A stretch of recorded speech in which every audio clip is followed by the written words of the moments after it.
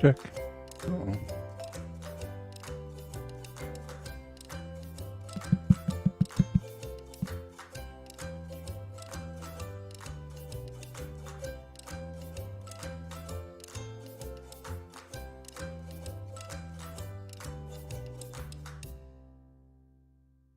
Check, check, check. Well, that's not working right at all.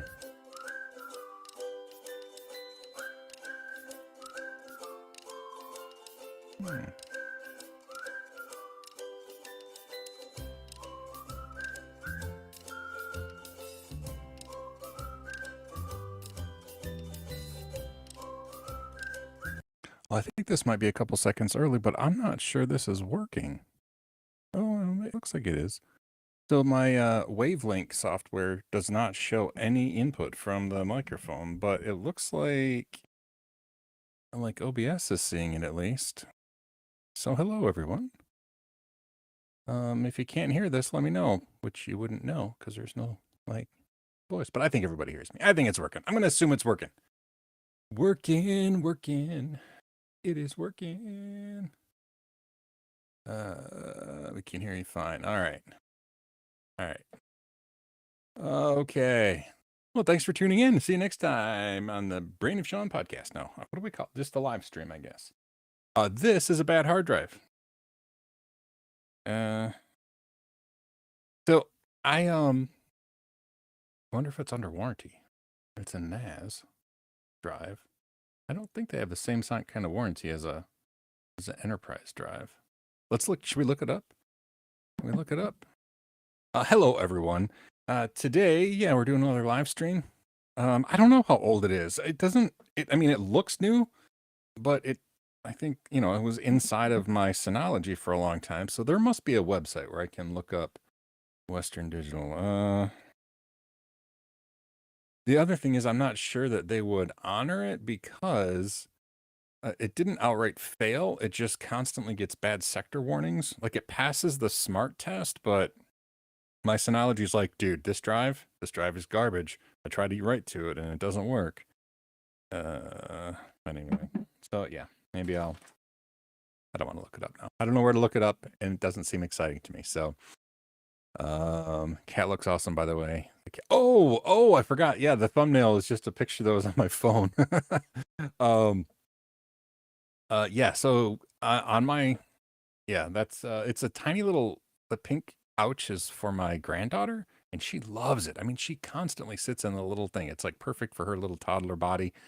And when she's not here though, the cat just lounges in it, thinks it's the best thing ever. So anyway, they will replace it as bad sectors. All right.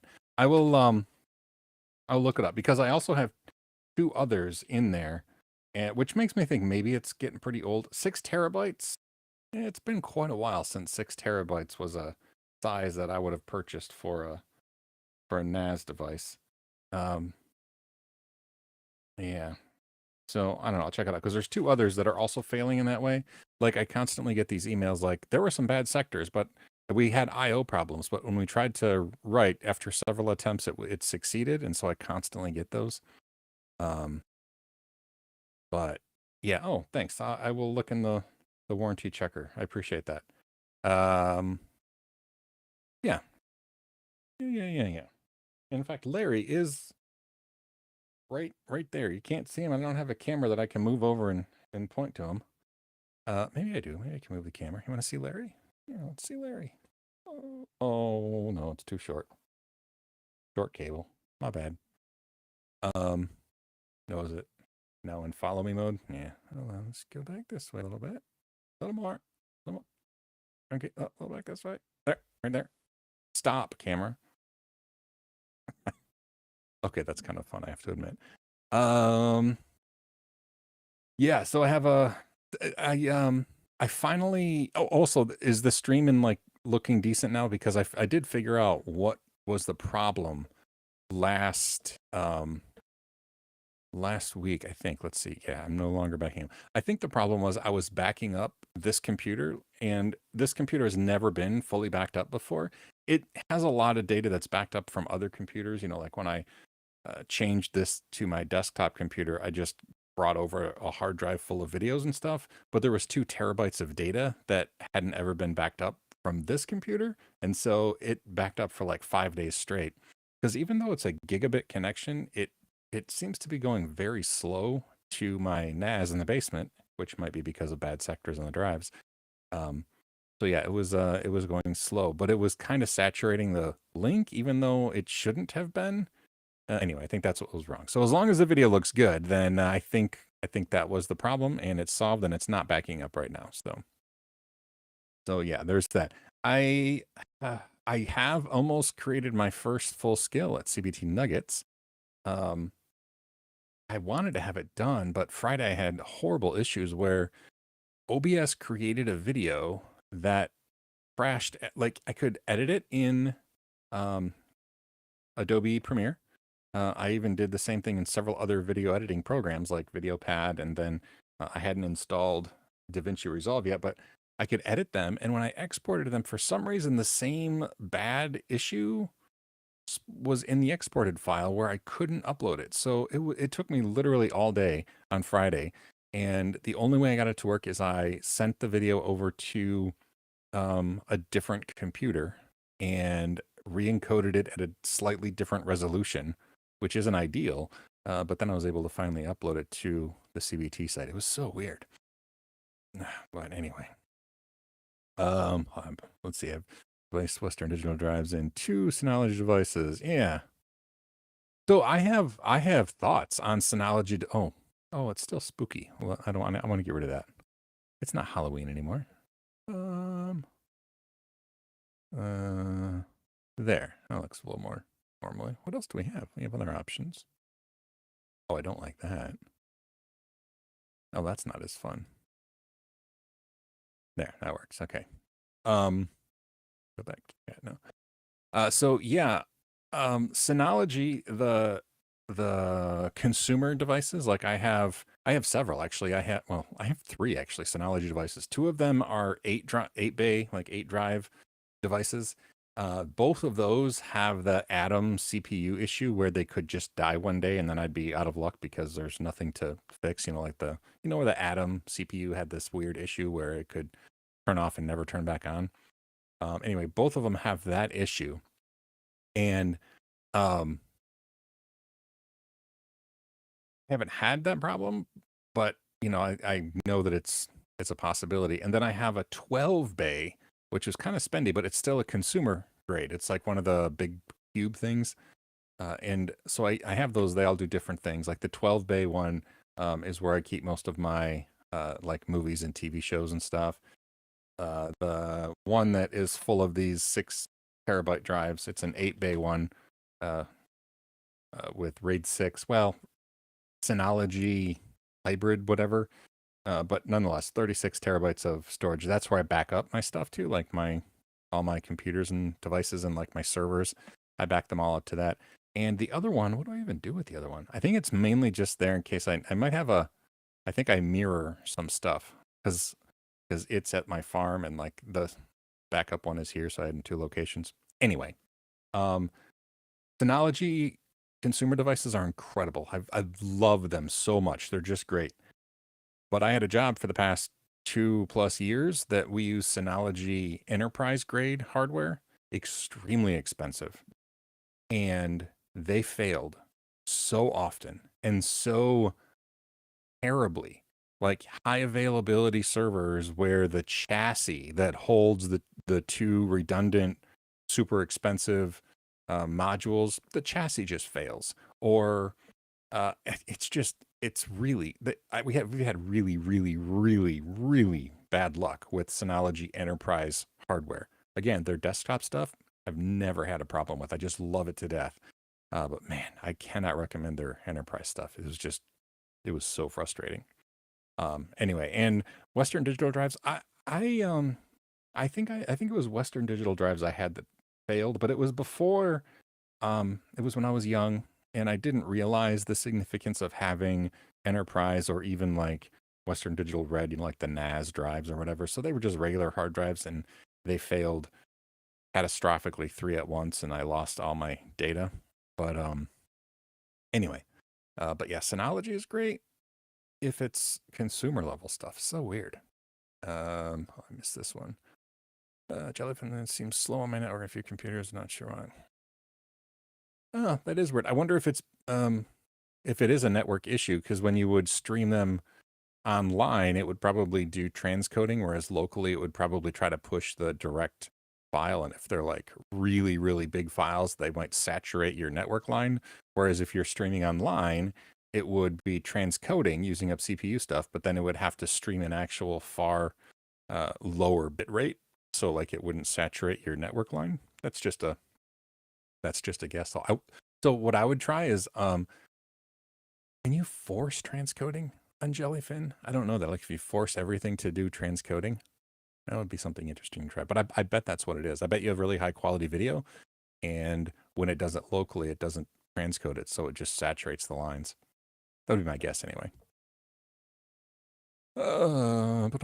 Someone else understood the stream piece of Windows 11.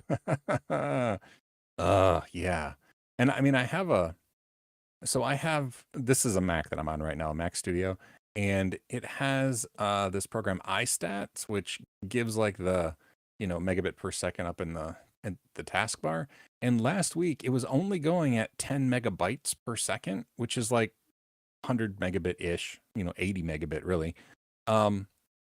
And it's still, we had all those issues, but I think something about just constantly sending that much data, I don't know why it prioritized that over other, I don't know what the issue was. I also had one extra switch in the mix. So like I used to have multiple computers on this desk, and so I have a network switch underneath, and the feed goes to my office closet over there. And so there was a switch coming in and going into a switch here, which branched off into multiple things. So since there's only one computer here now, I just went directly from that line coming over into there. And yeah, I think it's a little bit better. I don't know. Streaming while it's backing up with rsync is an idea. I use Backup PC as my backup software, and it uses rsync over SSH to back up stuff. And yeah, I can see that saturating a network pretty easily. Anyway, let's see where I'm at. Bonnie, just a screen name. Who were we talking to? Oh, at Auto. Did I miss somebody? Oh, Vonnegut. Oh, okay. That's a good question. I don't know. Kurt Vonnegut. There was something about, let's see, Kurt Vonnegut or his grandpa or something planted a tree near where John Green lives in Indianapolis. There's something about Vonnegut and a tree, a sycamore tree, near John Green. I kind of have to Google it. If you Google John Green, sycamore, Vonnegut, you'd probably find the story. But anyway. So yeah, okay. So I backed them up locally using Backup PC, which is a super old backup program. I know it is, but I love it. And I like it because it reaches out to the different clients, and then it will just it will keep trying to do backup. I'll show you here. Let's do a screenshot of it. Maybe. Let's see. Backup PC. How do I drag it over here? All right. Well, I think it. Can I shrinkify it a little? Yeah. Make you tiny, tiny, tiny dancer. All right. Oh, it's still too big for the window. Okay. I'm gonna log in before I change the view. I know you can't see it yet. I want to log in. Website launch. Okay, there we go. I don't think it's gonna show anything other than the names of them. Yeah, I mean you'll see my email address, but that's pretty public anyway. Okay, let's switch. How do we switch to? Come on, there we go. Welcome. Yeah. Oh, I think my face is gone. Sorry, you get no face, which may be a blessing. Also, why did my dock go down there? That doesn't make any sense. See all the weird apps I run. Anyway, if we look, So yeah, this is backup PC, and it reaches out to all these computers uh, over SSH, except for Big Tofu. Big Tofu here is my Windows machine, and it uses the actual rsync daemon. It's a Sigwin rsync daemon. I tried to back it up with SMB. However, it failed because there's some weird bug in one of the versions of SM, like Samba clients, and it caused an error. But anyway, so this actually uses the rsync daemon itself, but the rest of these are either Mac or Linux, and so they just SSH in and then use rsync to do it. But Big Mac is the Macintosh that I'm on, and so it's like 2 terabytes. And see most of this though. I think this speed that it says right here is an average because most of this is the last time it did um, its backup, but most of the time is spent scanning and the existing files are there. So like actual transfers, when they divided it, I think is where we got 4.5 megabit, because that's really super slow. But anyway, so this is the program I use. It's super old, but I love it. And I'm going to try to close this now. Yes, close all. All right, and how do I get back? Live stream face, there we go. Okay, now where were we? So yeah, backed them up locally here. And then, like I said, I think one of my Synologies just has a mirror, but I don't think I mirror the backup. So that's probably not ideal. But yeah, that's what I do. Let's see. If I stream, if you stream stuff like Netflix or YouTube from the internet. Okay, I thought you meant like streaming out to the internet with Jellyfin. But still, I would check Jellyfin. Maybe it is truly just the size of your media, though. I mean, that could easily saturate a line. Like if it's a 4K video or something trying to stream over Wi-Fi in your house, that could, and it's not transcoding, that could really clog up a line, I would think. Once here, popping up things. I'm behind, so I have to pop them up so we can read them. Once I back stuff up, always back it up. USB disk. Yeah, that is wise. And so most of the important stuff I have is both backed up to backup PC and synced to other drives. Like I use SyncThing. If you're not familiar with SyncThing, that's what I use for most of my, I keep a folder titled stuff on the desktop of every one of my computers. And then I have a stuff folder on multiple, it's on the secondary one at the farm, just the stuff folder. And I use SyncThing to sync that into every computer I have. Kind of like taking the place of Dropbox, where I used to have Dropbox with stuff, but I had more stuff than I could fit in my Dropbox account. And then I like the idea of SyncThing. So, it's self-hosted. Anyway, so yeah, I have that. So there's multiple copies, plus I have it backed up. So I don't think I'm going to lose anything. And then all of our photos and stuff are backed up to iCloud. So yeah, I think we're good. But you can never have too many backups. That's for sure. Let's see. What do we have here? Once I back stuff up, always back up. Yeah. Oh yeah. Sorry, just pop that up. Chris. Hey, this is my brother, Chris. My brother-in-law. Brother. Same thing. Roja. Is that a Yoshi egg? It is a Yoshi egg, not to be confused with a Yanni egg. Yeah, awkward. Yeah, that's a Yoshi egg. It was a Christmas gift. I remember from who? Who got me? It was either Lydia or Lizzie that got me the Yoshi egg. But yeah, Yoshi egg. And then I haven't touched anything with the Tux the penguin, and his little fishy friend. I haven't done anything with them for a long time. But yeah, this is kind of, I don't have a spot in this setup right now. I have both the SpongeBob and Squidward house on my bookshelf. I don't have a spot in view, but nonetheless, this is still a time of transition for me. And thank you. I appreciate the compliment. Let's see. Hometown is 30 miles from Indy. Kurt Vonnegut was required reading in high school. Yeah, there's something about Kurt Vonnegut in Indianapolis. I don't know if that's where he's from. Maybe it's where he's from. I don't know my history of him, but I know that there was something specific about a sycamore tree and John Green and Kurt Vonnegut. Again, those are, I don't know what that is. Like my device namings. Thanks. Yeah, I get into rut. So, I mean, I think everybody has had this thing where they'll use specific themes. Like when I worked at the school, I think the earliest um, servers that I had were like Bilbo and Frodo, and you'd think I would have had a Gandalf, but I didn't. But then I didn't have enough servers for that. But I quickly, those were replaced when I got thin clients.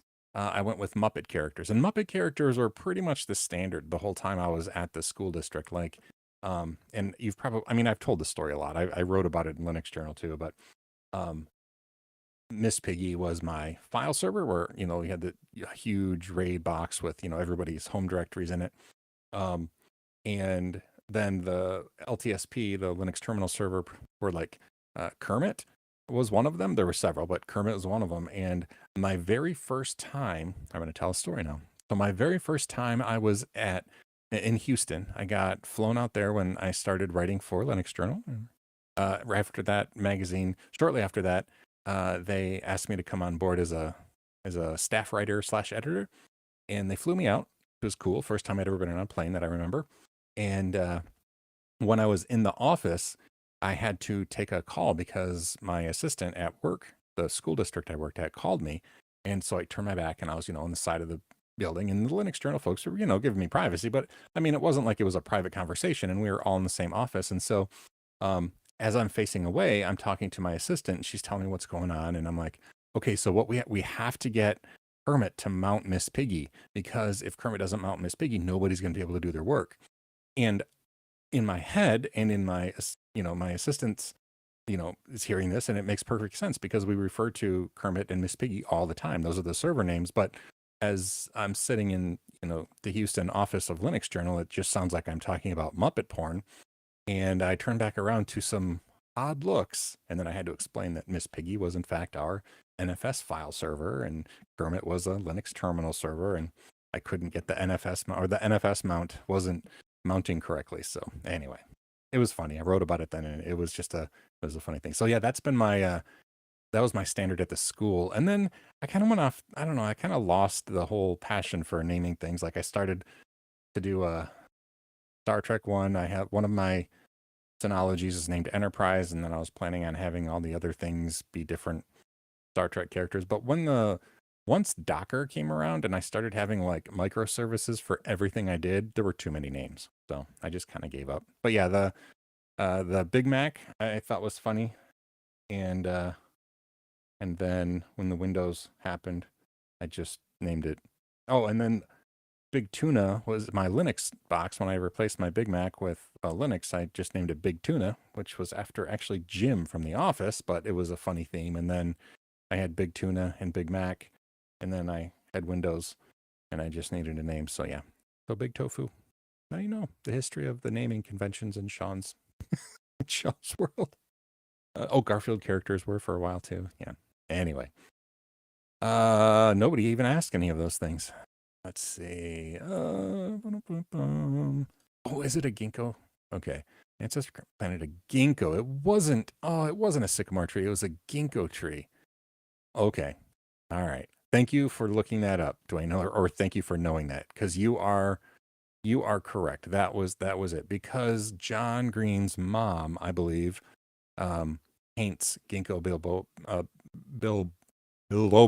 ginkgo biloba, trees or leaves or something. She makes paintings of them. And yeah, that was part of the story too. So thank you for looking that up. 720 or 1080, check transcoding. Yeah, I don't know. That would be my guess, is that it's saturating line, especially if you're doing it over Wi-Fi.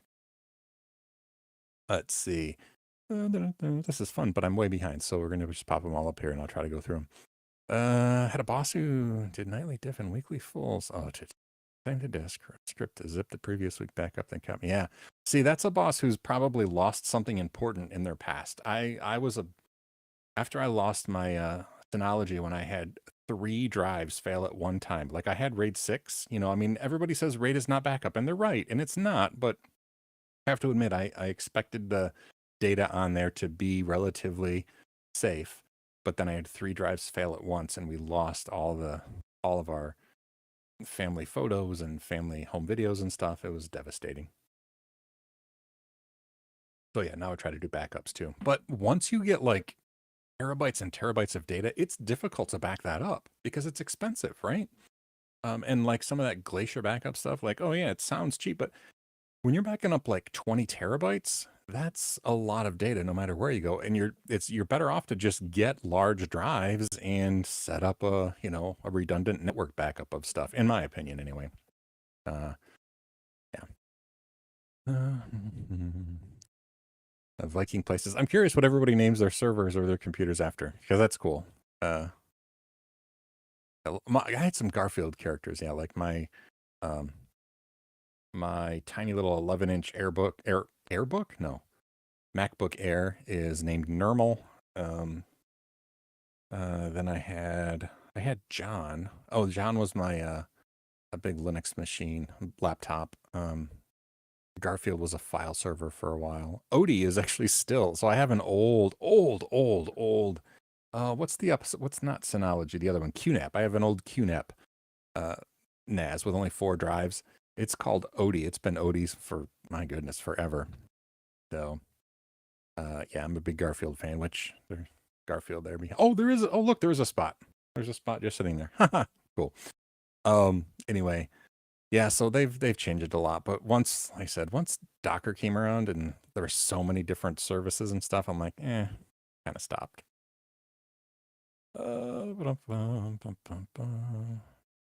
Sync thing light. Oh, was there like a sync thing light? Okay. Yeah, I wonder. So you could probably use some way to like reach the, like you could run sync thing and then have another service on the same folder that you can maybe access from Android. Because yeah, I don't have a great way to access that stuff via my phone, even iOS. I mean, there's just not a great way. I think I had oh, I had, what's the, not not it's Office, Nextcloud set up, and you could like sort of see your files from there. It wasn't great though. Um, so yeah, but yeah, you're right. It's nice if you can actually see those things. And I didn't realize that there was an application, much less that it died, unfortunately. Bum. I did not know that Miss Piggy is based on Peggy Lee, the actress singer. Although interestingly, have you ever seen the Muppets little sketch about Lydia, the tattooed lady? Now, first of all, it's funny in our house because I have a daughter named Lydia. But Lydia, the tattooed lady uh in the Muppets, looks like it's Miss Piggy, but I think it was before Miss Piggy was a thing.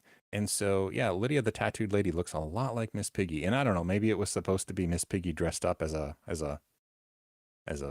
you know sketch comic or something. I don't know. It was just interesting for me that it was like, wait, is that Lydia? But it's Miss Piggy. So anyway, look that up. You'll see what I'm talking about. Maybe somebody knows the answer too. Oh yeah. We had one named Hugh and one named Janus. Nice. Oh, see, that would have been funny too if I would have had some planetary ones. I mean, who doesn't love a good Uranus joke? What do we have here? Uh, yeah. Oh, yeah. Yeah. So I once at the school district, went in and we had a raid. So this was the event. It's funny. It's usually an event, right? Like server room horror stories. For me, the thing that stopped me from using hardware RAID was we had our uh, file server die, like Miss Piggy, right? The main Miss Piggy server that stored everybody's home directories, which is where everybody had their files. It died. Now I had a backup, thankfully, but I mean at the time I don't know how many gigabytes it was. It was hundreds of gigabytes. Or at the time was more than. I mean, this is when we had mostly 10 megabit not switch hubs, in the district. So I had backups, like tape backups, but the problem was restoring backups to hard drives, even if you can get the hard drives rebuilt, is just a nightmare. And it was a hardware based RAID that failed, like the card failed. And hardware based RAID does not have a standard that it does on the actual drive. So if you don't have like that exact same model of RAID card, you're never going to get that data back. Whereas software RAID, if you use MDADM, to set up software RAID and have Linux manage that, which has very little overhead. It's very efficient. Um, then you can literally take those hard drives out, pop them in a completely new machine, and the software RAID will rebuild the array, and you'll have your data. So that's when I stopped using hardware RAID. Was that massive failure? I got the notification at like 3 in the morning, and I went in and tried to salvage it, and I couldn't. And then about 6 a.m., I literally went around the office doors and started I taped things on common areas and on the office doors. And I said, there are no files today. We have no files accessible at all today. It was a miserably horrible day. And I just spent the next like 2 or 3 days restoring backups onto a software based RAID that I set up, and never went back to hardware based RAIDs. So yeah, that's my story. I'm sticking to it. I became a huge fan of soft RAID from that day forward. Oh, Dwayne, you looked it up. Thank you. I appreciate you looking up the ginkgo tree, not sycamore tree.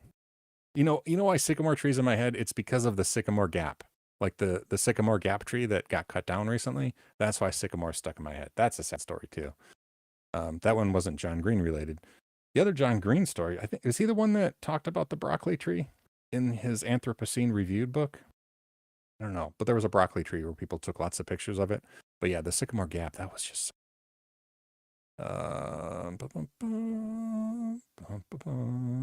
Star Trek. Yeah, so like I said, I started and then I never really got into it because I just didn't have many servers to do. And there was a while where I was only managing my own local servers. And so yeah, that was I didn't have a lot of servers to name. Now I seem to have servers again, even though I'm not really managing servers. I mean, my day job, I didn't name them anything other than like their location. But nonetheless, Mason. Oh, I'm almost caught up on comments. Yay, me. Main PC's name Ragnar. Had to get. Oh, I don't know the second one. Ragnar. Why do I know Ragnar? No, I'm thinking Ragnarok. What? I don't know those. My lack of nerdery is showing. So, and yeah, the Sycamore Gap tree. Yeah, that's the one in the UK. That's just devastating. I'm just so sad. It was so iconic, and it was cut down by like I think a 16-year-old cut it down, but it was like encouraged or something. I don't know the whole story, but there was more than just the kid involved. Oh, Vikings. Okay. And Vikings, you don't mean like actual like Vikings, but a show Vikings? Is this a show like called Vikings, like a television show? I'm curious. I'm gonna Google it. Vikings show. Let's see. Looks like it's 6 seasons. Looks like it ended maybe. Vikings. All right. Cool. Is this a show worth watching here? I don't know any of these people. Is this where is this show? Is this a UK show? I mean, that would make sense. TV mature. Creator. I don't know. I'll have to look into that though.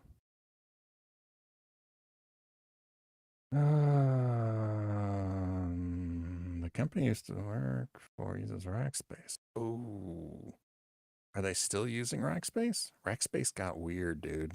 Like they had the fire, and then like I know many people who just lost data, and like lost years of data that was supposedly backed up. Yeah, Rackspace got weird, weirder and weirder. Are they even still around? They must still be around.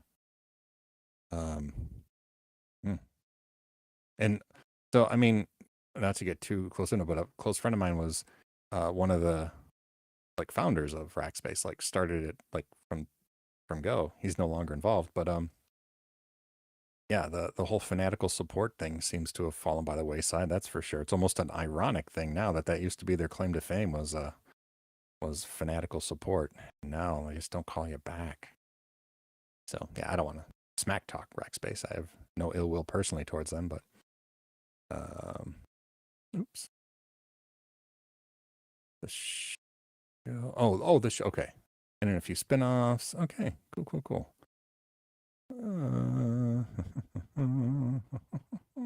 So they're still around. Okay. Oh, once a company gets big, the support gets crap. You know what? I I think it it probably depends on how the company gets big. And if it gets big with VC funding, I mean it's kind of like gosh, I was reading about Patreon, right? Now, of course I'm a Patreon user, but the thing about Patreon is, they were like all for creators, like, most of the donated money goes to the creators and stuff, but when it's funded by venture capitalism, they want a huge return on their investment. And so companies are forced to not just make decent income, but like grow and grow and make it huge and like 10 times as, much profit is like at first. And so I think that while many things wouldn't exist if it weren't for virtual or venture capitalist investments or whatever, I think unfortunately it really pushes a company to make profits, and that profit has to come from somewhere. And it ends up being like, oh, we could outsource our customer support, for example, and then it would be better. So yeah, cost cutting or just profit increasing, unfortunately, my personal opinion. Yeah. Yeah, and that's the thing too. It makes you a very solid company who could continue to do well, I think. If you have solid customer support, and I mean that's how they got popular, and that's how they grew. And if you're okay with staying where you are, um, then I think it's a model that works. But when you're forced to constantly grow and increase profits, you just have to make sacrifices, and it's unfortunate. But I digress. Um, yeah. Hey, Shane, no need to apologize. Online training. Are you doing online training? I know a guy who makes online training for a living again. And I'll tell you what. So as I'm learning Google Cloud to teach it, I'm doing some online training as well because Google provides online training for Google Cloud platform. But boy, it's rough to watch. I think at least the reason that I was hired at CBT originally and recently again is I'm a lot of things. I don't think boring is usually one of them, and so it's try to make try to make learning more fun. But sometimes, no matter how like professional it is, sometimes most of the time, online training is so mind-numbingly boring. So anyway, yeah. I'm curious what Shane is studying too, so I'll let him answer. But I'm doing well. The Cloud Digital Leader is the very first certificate or cert that I'm helping people prep for, and it's not a lot of hands-on stuff. It's a lot of conceptual stuff, and so it's basically I have to learn about it and have to get excited, and then I can like share that excitement about stuff. So like, I mean, the cloud. I mean, oh my gosh, is there anything more generic and boring than saying the cloud? So yeah, I'm trying to make it interesting to learn about, and but I'm getting it. At least at this level, I'm getting it. And I've used Google Cloud a little bit. Mainly it was just with the virtual machines, spinning up instances. But I'll get the hang of it. But trying to make it interesting, that's what I enjoy anyway. So it should go well, and it is going well. I like I said, I didn't finish the first skill. So tomorrow is the 6th. That's the first day that I start turning in um, content to get paid at CBT Nuggets, which makes for like my first like real paycheck being like the 30th of November. So yeah, it's a tight month and a half or so um, of very small paychecks, but I do start actual turning in training tomorrow, so that's going to be exciting. And I had a bunch of glitches along the way, like what third party um, like stock photos and stuff are we allowed to use, and how do I go about getting them, and what the whole vibe has changed since I worked at CBT Nuggets. So um, oh no, Shane, I don't think there's a quality issue this week.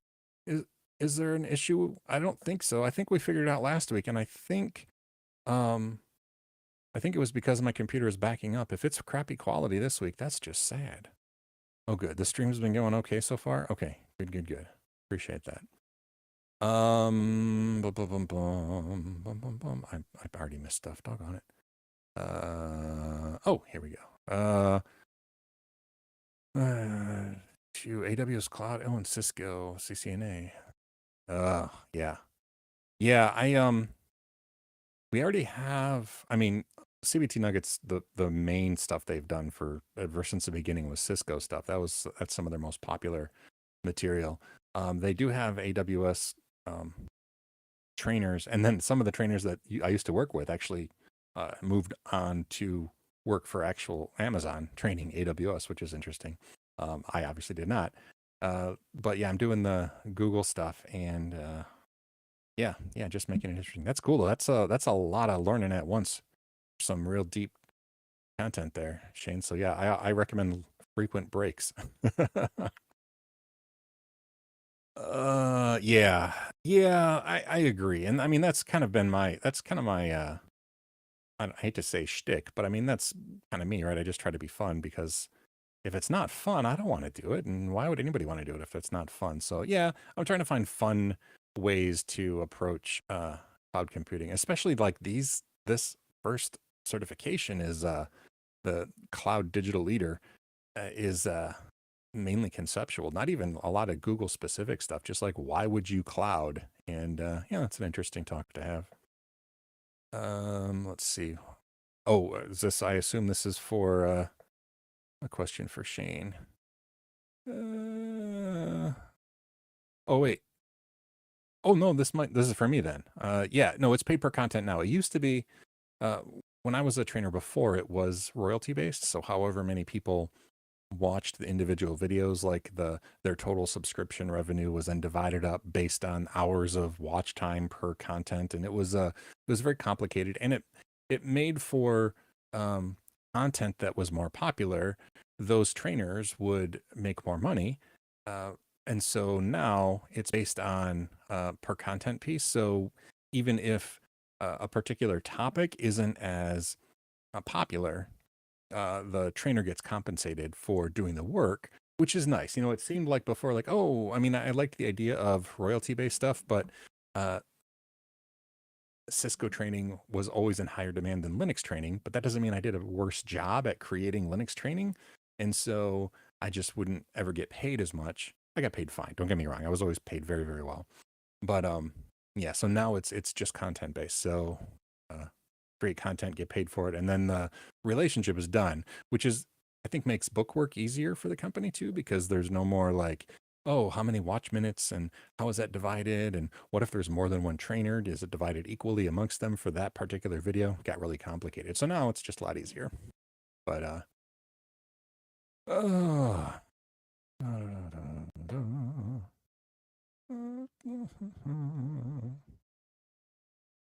let's see, looking. Yeah, if it could be partially me. I don't know. I mean, I don't have a great internet connection at home, but the nice thing about pre-recorded videos is obviously you upload them and they're, high quality. Live streaming, hit or miss. I could live stream at the farm, but that's a 40-minute drive one way. Behind the yeah, this happens too. So yeah, okay. Yeah, it's a lot, especially doing two at once. I mean, in some ways, doing two topics is nice because you can alternate a little bit when your brain starts to, reject the, I don't want to learn anything more about AWS. You're like, oh, I'll try some Cisco. But yeah, learning that much, it's a lot. So I feel for you. But let's see, what do I have here? Yeah, the nice thing about Google Cloud is there's a ton of certifications. So I'll be doing Google Cloud for the foreseeable future. Like this course, I'll probably be finished with this course by the new year. And then after that, there's like, I don't know, 5 or 6 different courses. And then they get like advanced. So like some advanced Google Cloud certifications that I'll be able to do. So I'm guessing like a year or two probably worth of content that I can create. And then one of several things could happen. Then, depending on if the courses get revved, and get changed, updated so that it's like a new version, if the changes are significant, then the CBT will likely say, okay, we need this course done again. And so then I'll create an updated version of the course, and then they'll delete the old stuff, and, then the new one goes in place, or they'll have me move on to, other topics. It could be, it could be anything, right? they have people doing Linux stuff right now, so it's not like they need a Linux trainer. But I've trained a lot of different things. So, oh, I can't, hold on. Oh no, I can't unpin this, but I've done a lot of different types um, of courses for CBT. So I think, they could find something else for me. Why can't I? Uh-oh. Oh no, it's locked up. I don't know if anybody can even see me. It's totally locked up for me. I'm going to refresh. I don't know what's going to happen.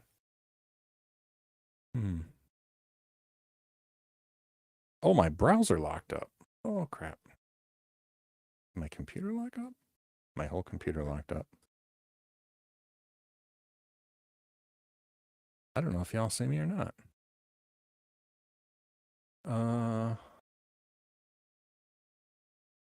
Wow. My computer is completely locked up. You can hear and see me? That's interesting. I can't do anything. I can't click. I can see myself. Let's see, something. Let's see. I'll force quit. Wow, this is fascinating.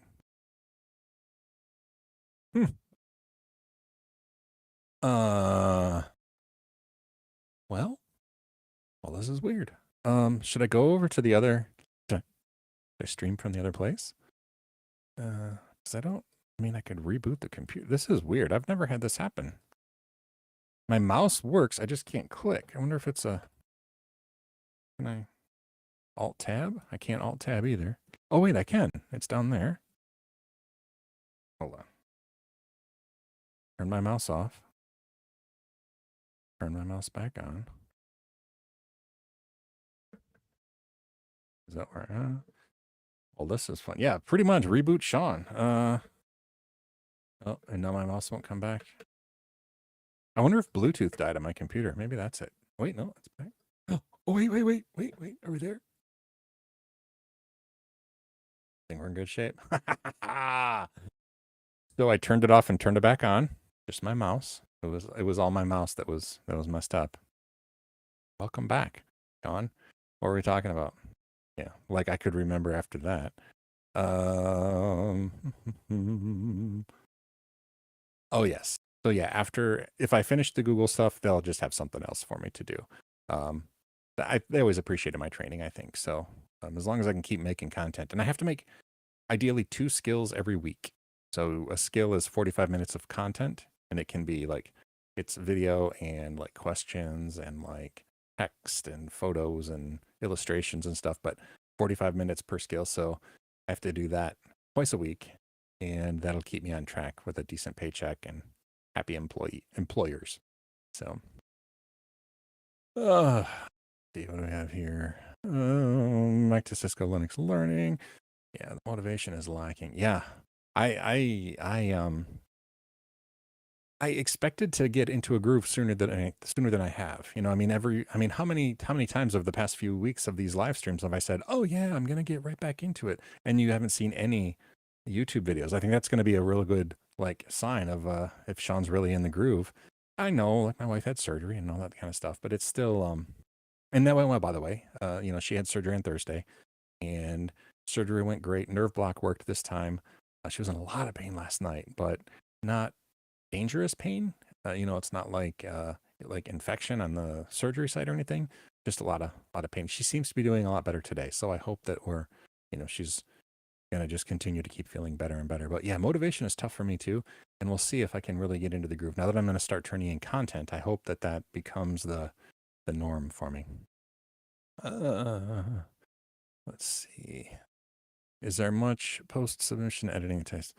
I don't know the answer to that.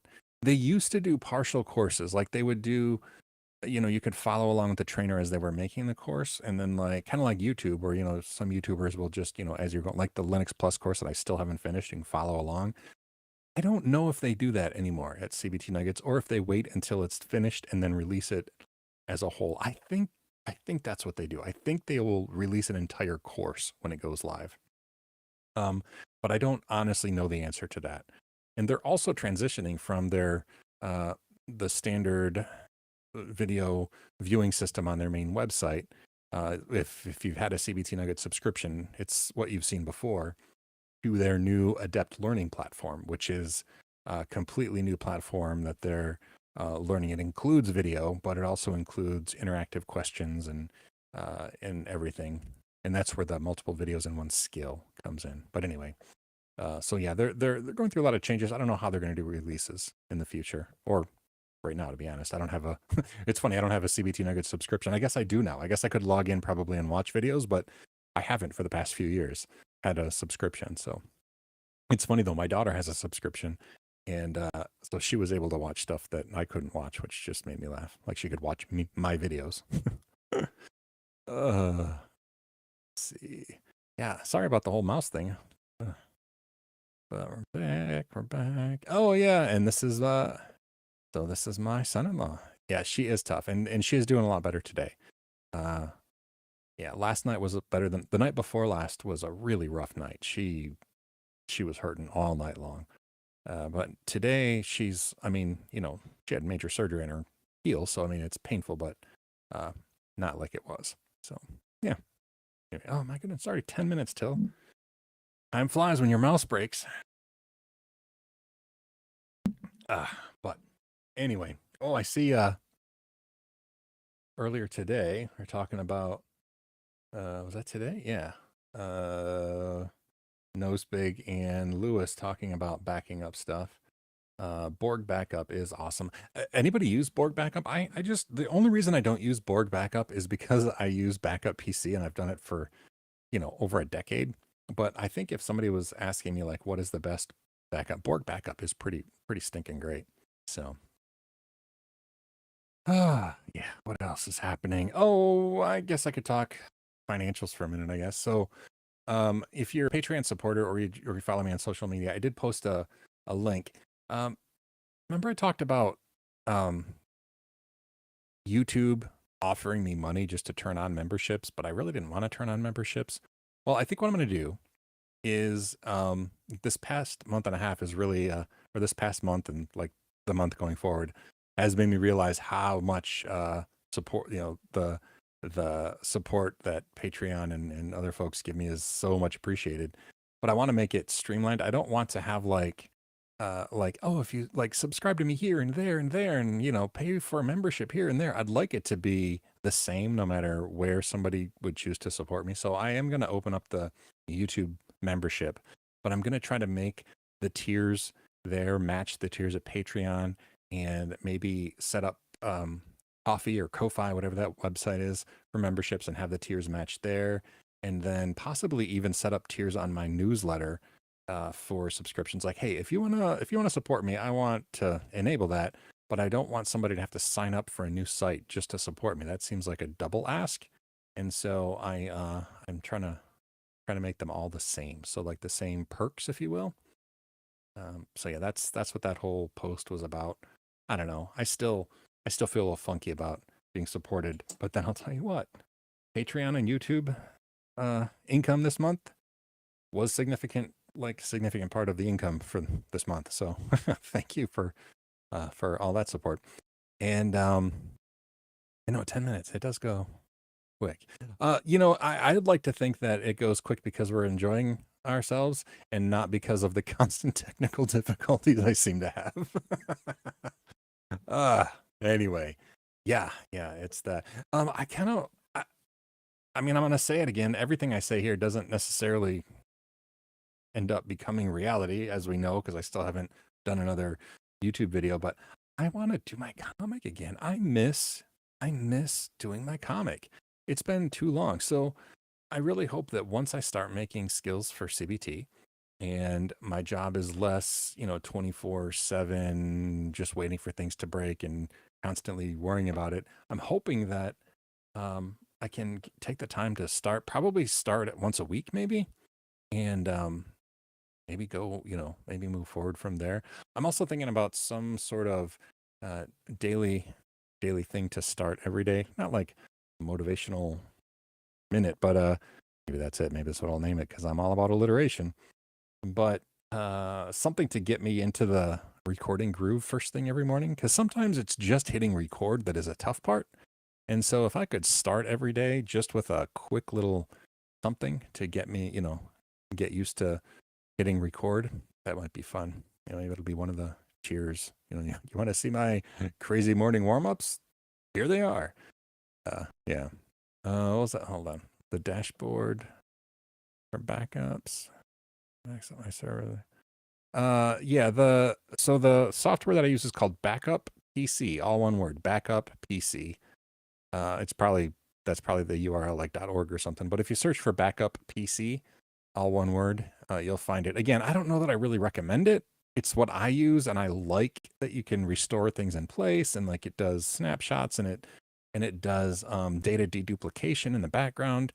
And if you're backing up Linux, I mean, it does a good job with Windows if you install the rsync client that they kind of provide. But it's all open source, and it's it just works. That's why I like it. I'll be honest, it just works pretty well. But anyway, yeah, it's Backup PC. Most people, nerdy, kind of like this group of people, myself included, really like Borg backup, like Borg, like Star Trek Borg. I don't remember how it works, like what its mechanism is. But it's pretty rock solid. A lot of people love Borg backup, and I know it does data deduplication as well. I don't know if it has a client or not. That's the thing about Backup PC is it does not have a client. It just uses SSH and rsync, and I've never gotten it to work reliably with Samba and Windows. Whenever I back up a Windows computer with Backup PC, I use the Cygwin version of rsync. It's just a nice little thing that works, and that's what I do. But anyway, yeah, it's a little clunky, but once it's set up, it just works. And you go back, it keeps snapshots, multiple snapshots going back, and you just like go into it. You see the structure. You click on a file. You can either download the file to your local computer, via the web browser. You can click multiple ones and have it zip it up, and then you download that zip file to your local computer. Or if it has a read-write connection, like with SSH and rsync, you can actually click on a file and restore it in place on the remote computer, which is really convenient, but a little scary. I don't do that often if I have to restore a file, because writing over something, that's just always scary. So I usually will download the backup locally and then copy it over to where I need to restore it if necessary. But yeah, let's see. Oh, yeah. What is this? We looked at other media platforms. Yeah. I've always really wanted, like, any content I make, I wanted people to be able to see it without paying if it was specifically like educational, right? Like I really wanted my Linux Essentials, my Linux Plus course. I really want it to be available for anybody, because people who are taking those courses are often like looking for jobs. And I didn't want there to be another financial hurdle to get that information. And so I've struggled to have any sort of a paywall. Not that there's anything wrong with the concept of a paywall, but particularly since I tend to teach a lot of stuff that is like entry level or things that people would try to learn while they're, getting a job kind of thing. I really wanted it to be fully accessible. And so that's why I struggle. So yeah, anything with a paywall tends to be things that are just like entertainment based. And I use entertainment lightly because I don't know how entertaining I am, but I did think about it, or like I thought about having some advanced stuff at like Odyssey or Skillshare or something like that. Whereas like the entry level stuff would be free, but then if somebody wants something more specialized, there's going to be fewer people to watch that, so it wouldn't be like popular on YouTube to the point where it would pay for the time and effort kind of thing. So I don't know. I thought about if I were to ever do something like that, it would be for advanced courses. Anyway, yeah, that's what oh, you can watch on Odyssey and not pay for anything yet. Oh, yeah, I was thinking Odyssey was one of those things. What is the thing that I know we're almost out of time here. Well, what's the thing that Epos Vox uses? I thought that was Odyssey. Epos Vox uses some service that he's a part of. I thought it was like Skillshare is another one where it's like a streaming service. You pay one fee and then you have access to all the stuff, and they do split it up. Like whatever videos get more views, that those creators get more money. Like that's what Ali something Abdullah, no Ali, whatever that the Ali guy. He was a doctor and now he's a creator and stuff. He does his stuff on Skillshare. Um, yeah. Anyway, library. Is that? Yeah, I don't know what that is. That the Eposvox thing? I'm not sure. Anyway, I thought about it, but that's always been my concern. I want people to have access to at least entry level and like early certs early, even if they don't get the certs, just to learn the stuff. So if I ever had stuff behind a paywall, it would be advanced stuff. But I'll have to look at Odyssey. I don't know anything about Odyssey apparently because I thought it was a paywall thing, but maybe not.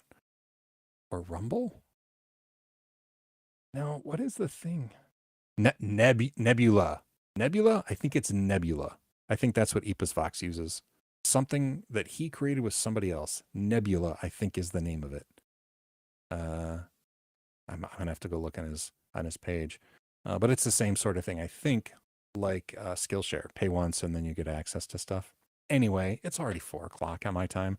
Thanks everybody for hanging out with me. I love the live stream every week. I look forward to it, even when it's a week of Sean. You didn't do jack squat, and why would anybody want to tune into the live stream? I still enjoy just chatting everybody up. So yeah, I'll look into that, Odyssey. I will look into that. And thanks for tuning in, everybody. Hopefully this week I can do something else. We'll see how it goes. I'm really in training mode for CBT, so that's a plus. So anyway, oh, look at that. We finished with 100 messages today in Restream chat. Yeah, I like the chat too. So anyway, have a great afternoon or day or evening, wherever you are around the world. And hopefully I'll see you this week. And if nothing else, we'll see you next Sunday. Have a great one. And I'm going to try to shut it off now with my working mouse. Oh, yeah. Click once, click twice. Am I sure I want to end? Yes. Oh, Scott, that's all right. See you later, Scott.